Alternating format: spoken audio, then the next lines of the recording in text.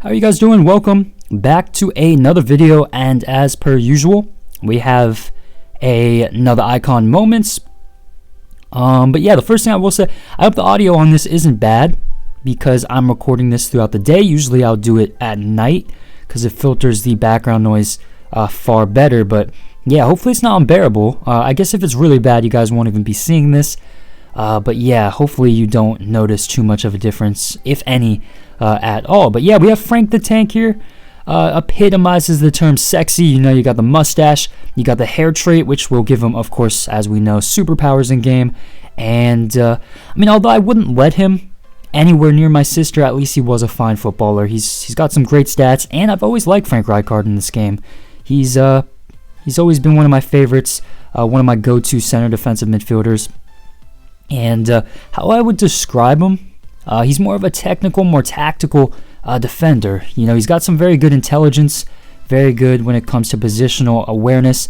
And, you know, with that, of course, his zonal defending is very good, but also his technique, his animations in game, when going into the challenge, when winning the ball back, it's very, very, very special. So, you know, you might expect him to be a huge physical, dominant presence, someone who's going to bully anyone that comes near him, but he doesn't really offer that, and there's a couple of reasons for that. So yeah, the first reason being the aggression, which in comparison to some of the top defensive midfielders in the game, you could argue is a bit low at 80, but this is just how his defensive play style is. So he's not going to be imposing himself, dominating through his physicality per se.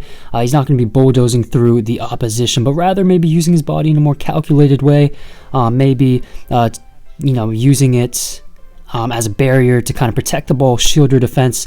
So yeah, Frank, I mean, he's still very strong. He's still very powerful. He's got the 91 strength. He's 6'2". You know, obviously, if someone tries to run through him, it's gonna feel like a brick wall. But yeah, with that aggression, he's not gonna attack the ball with speed necessarily, unless you actually manually do so.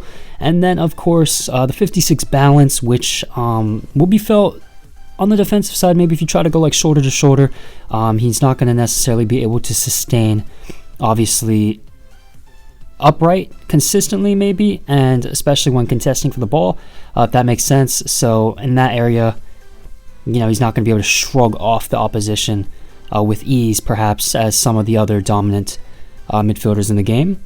And then you got the 91 stamina, which is great, of course, for a couple reasons. First off, being that he'll be effective throughout the whole game, but also with the medium work rates, he's going to play kind of like a conservative box-to-box. So he's going to be bombing forward, aggressively kind of trying to influence the attack, but also defensively, you'll see he likes to drop really deep, even into a position where he's playing as like a third center back. So yeah, he's going to be all over the pitch, which isn't necessarily a bad thing for a player like Rijkaard, who's going to, you know, flourish when he's most disruptive. And then you go into the defending. As I said, he's so good at reading the play. He's so intelligent. His positional awareness, very good. And with those long legs, of course, it's going to be an advantage for him in, you know, reaching, of course. So yeah, 92 interceptions, very good at picking out passes, but also the ball winning ability going into the challenge. That's why I say, if you user him and you're very good at timing your challenges, his technique is nearly flawless.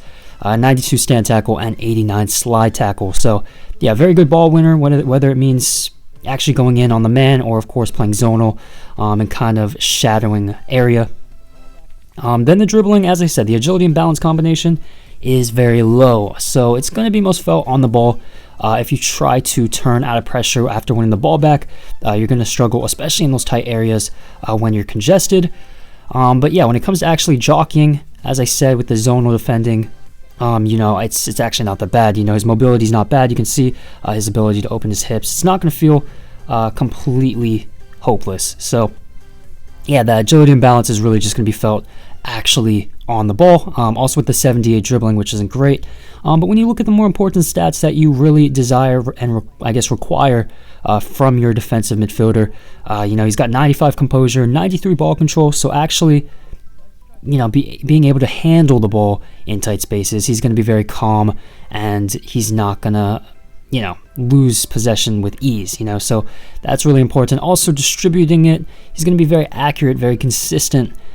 So that's another thing that not every midfielder is capable of doing. I use Conte as a prime example. I have problems with I'll win the ball back and then I lose it straight after because of his lack of ability of distributing the ball. So Rijkaard is able to do that with ease.